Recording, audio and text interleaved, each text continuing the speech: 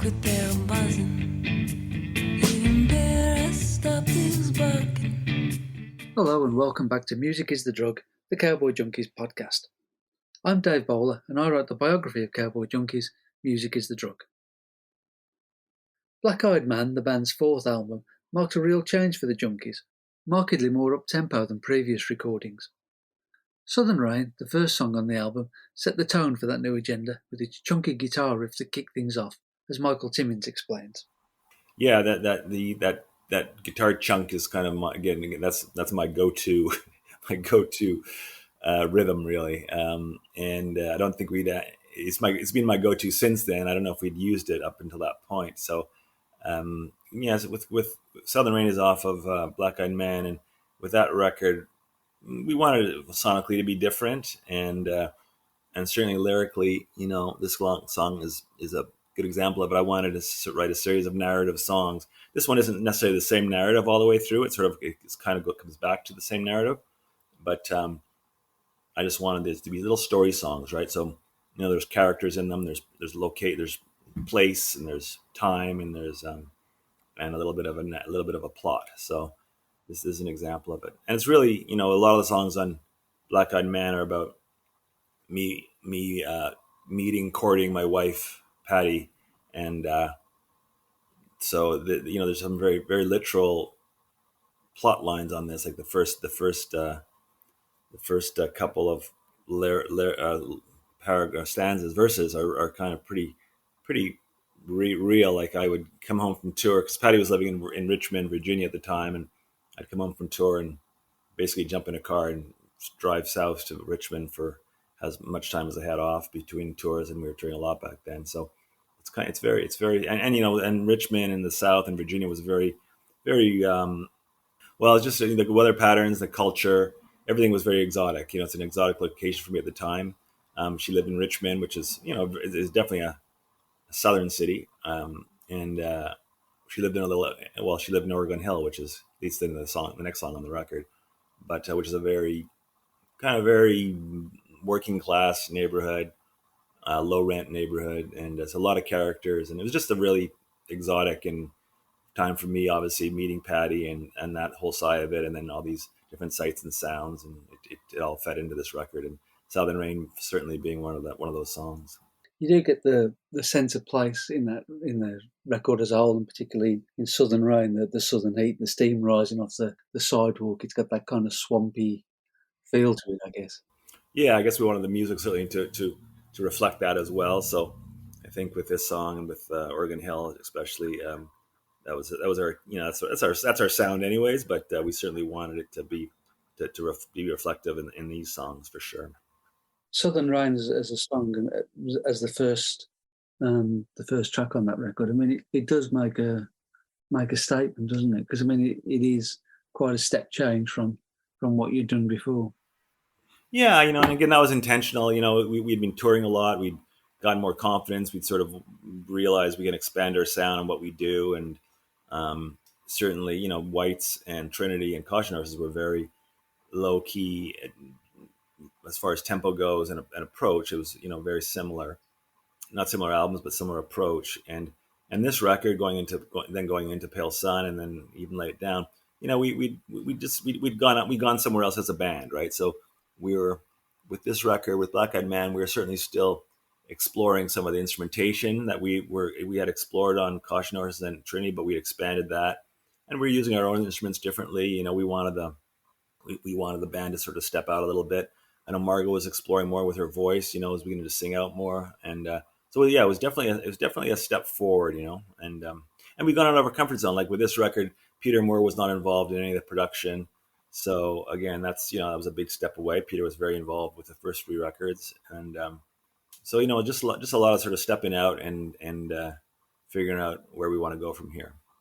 Yeah, I mean, at that point, we'd done a lot of touring. Even though we only had a couple of records out, we'd just been on the road for so long. So it just seemed like such a long time to be in that in the realm of those first 2 records, playing that stuff. So when it came down to doing that record, it was it just seemed like years and years and years that we've been doing that junkie sound, and let's break out of that. even though it wasn't that long. You didn't realise, time is so different when you're young, in your late 20s, early 30s or whatever. And then it gets when you get into your 50s. Yeah, for sure. Yeah, it's odd. It's an odd thing. Somebody needs to figure that out one day. Slow it down now. Alan Anton's bass part, as so often, really catches the ear. This time, though, there's an echo of a famous bass player from Liverpool in the mix too. Yeah, well, that's the bass line that all bass players go to when they can't think of what to do for a song. Oh yeah, I'll just try the Day Tripper thing. And you just put it in a different key or a few different emphasis on a few different notes and say, oh yeah, it doesn't sound like Day Tripper anymore. But it always does. It's such a great bass line. But yeah, that's ended up driving the song and building it into where it goes. I think again, that song started out as a chugging, almost a Bo Diddley kind of thing going on with Mike on his guitar, and it didn't change much. So we had to sort of figure out other sections to it, and it's such a long time ago, and there's a lot of musicians involved on that one too. I can't remember the exact evolution of it, but yeah, there's a lot of people playing on that don't usually play with us.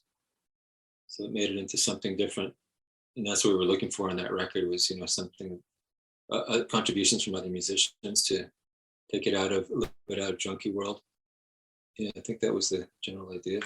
I really like that record. It's really different from what we did up until then, and it's kind of a turning point for us in terms of experimenting with different musical ideas. Yeah, Al's bass line is great. Al never, he could even, he never, if there's space, he's not going to just sit on it unless it's necessary, but he's got this great way of just putting in these little melodies. And so certainly the whole intro to that song, he's got this great off bass line, sort of off time and off of my guitar and then off of Pete's drums and the vocal sits on top of it. So yeah, it's a very cool bass line. And then once it gets going, yeah, it goes very day trippery. And and I think Ken Myhr, who plays the lead on this, he picked up on that and he puts that little sort of day tripper lick in there every now and then, right? It's so I think that there was definitely that vibe going on.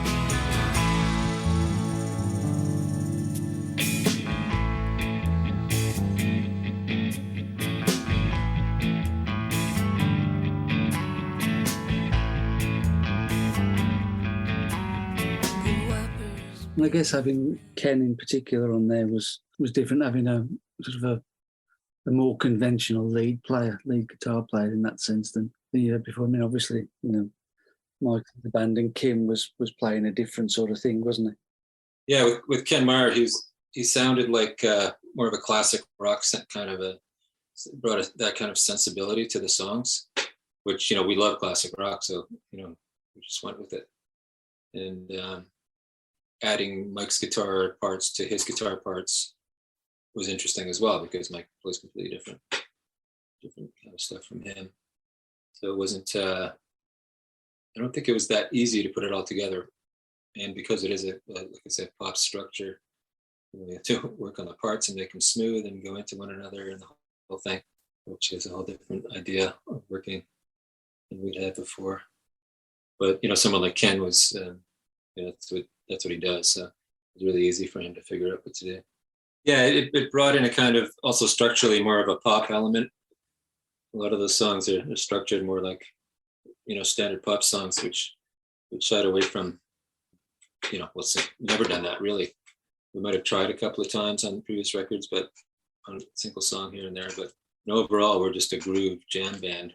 But we love repetition, and we can just play one lick over and over again for 10 minutes and make that into a song. And we still do that sometimes, it's great. But on that record, on those songs, there's definitely a pop sensibility to it in terms of breaking it down to structures and verses and choruses and all that, which we weren't really thinking about too much before that record. Southern Rain, I mean, it's what we used to call a classic single. Not that there's such a thing as classic singles anymore. I mean, people don't necessarily think of you as that kind of a group, but in another world, that could easily have been a hit. Yeah, it's got a cool groove and it moves. I mean, it's like Common Disaster. That sort of came out of nowhere a few years later.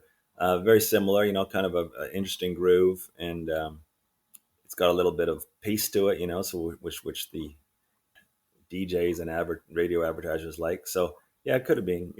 But we were never looked upon like that as from our record companies. And that's their job to sell these things as singles. And so yeah, there's whenever we had anything on radio, it was always a fluke. It was always by chance that somebody happened to pick it up, and it got played a lot, and it got reaction, and then it kind of spread a bit. That's from Sweet Jane to Common Disaster. Like it was always sort of it was never the record company going, oh, this is the song. Okay, we're gonna get behind this. They always got behind it after they saw a little bit of movement happening, but it was never their it was never their push. But whatever. We were a weird band for them, so. I remember Margot telling me that around this sort of time was when the record companies were trying to break her off into an Edie Brickell kind of a thing, and put more of the focus on her and change the dynamic of the band. I mean, that must have been a tough one to deal with. Yeah, I mean, that certainly. I can't remember when it started. I can certainly remember certain incidents of it happening. Of somebody approaching me with a big smile, saying, "Oh, I think." What about And when it was time to talk about a new Junkies record, well, what about a Marco's solo record? Just like, oh my god. So, and me at that time in my life, I could I could get kind of aggressive. So so they never approached me again. But then the next person would, the next president had our A&R guy who would have to deal with.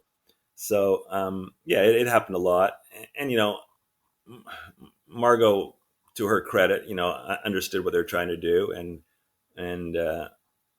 stayed away from it. So it worked out for everybody. I think in the long run, it worked out for everybody. I'm sure she could have had a smash hit solo album, but God knows where it would have gone from there. Who knows? It's hard to say. I mean, how were you feeling as a band? I mean, obviously you and Mike had been doing this now for, I don't know, what, 12, 13, 14 years by that stage. But for Pete in particular, having started as a non-drummer virtually when you were making Whites, he'd obviously come quite a long way and played a hell of a lot in, 4 or 5 years by then. He surprised us, I'd say. We didn't think he was going to be as good as he became. Just technically, it's drums are hard to play. It's easy to play just a groovy drum thing, which is all that was required when we first started. But once we started doing these more challenging structural things, he really settled into it and was able to do it fairly quickly, we thought. I think one of the recurring things in this, and recurs through the record, is the idea that what looks like an escape can actually end up being a trap. And he carried her to the hills of West LA. She said, I never thought I'd tire of a darling, but this life has grown so hard. Every night there's lipstick on his collar, and every morning I wash it away. I think that's my life. I think that's my unfortunate fallback position in life. I have a tough time enjoying the moment because I always think, okay, that goes back to the Catholic side in me. I enjoy this moment, but there's going to be paid, but there's going to have to be some retribution for it. You got to pay for the good times. You can't just have a good time. So yeah, so there's running towards something, but it running towards what you think is an escape, but it's actually a trap. So it sort of breaks into that in this after the first chorus, and the next sort of lines are really about that type of relationship where somebody is thinking they're escaping somewhere, but then not really. And so maybe that's probably always sitting there, and especially back then, I knew I was heading to a pretty serious relationship with Patty, and that's scary. So that probably peeks out there every now and then. The line, "It'll never cease to amaze me how a little rain can drive folks crazy." That is that's the core Cowboy Junkies line, really, I think. Yeah, it's true. And just from an extremely never mind the metaphorical side of it, but just the practical side of it too, right? It's just like, oh my God, like it's raining, folks. We've seen this before. We can deal with it. We don't have to all sort of like lose our minds, especially when you're in a car, right? And people just start, I don't know what they're doing. But yeah, metaphorically for sure, you know, a little bit of, I mean, you know, it's playing on that. It's playing on the line, you know, into every life, little rain must fall. So that's what it's about. It's sort of, you know, you got to deal with the rain and the sunshine. We hope you get the weather you want between now and our next episode next week. Whether it's raining or not, you can still get Sharon, the new limited edition vinyl release from the band, available at cowboyjunkies.com. You can also get a copy of their most recent studio recording, Songs of the Recollection, from there or from all the usual outlets. The authorised biography Music is the Drug is available there too. The Junkies are back on the road with new tour dates coming in all the time in North America, all over Europe, and in Australia and New Zealand too. Keep checking the website for news of those shows. Don't forget to subscribe to the podcast, like it, share it, add reviews, and do all those other social media things to spread the word. We really appreciate it. If you're a Spotify user, you can follow our growing podcast playlist. All the details of that, everything else, is in the show notes. We'll see you next week. The wipers beat a rhythm. Truck spray obscures my vision, but I'm closing in on my destination. 2 more hours and I'll be at your door.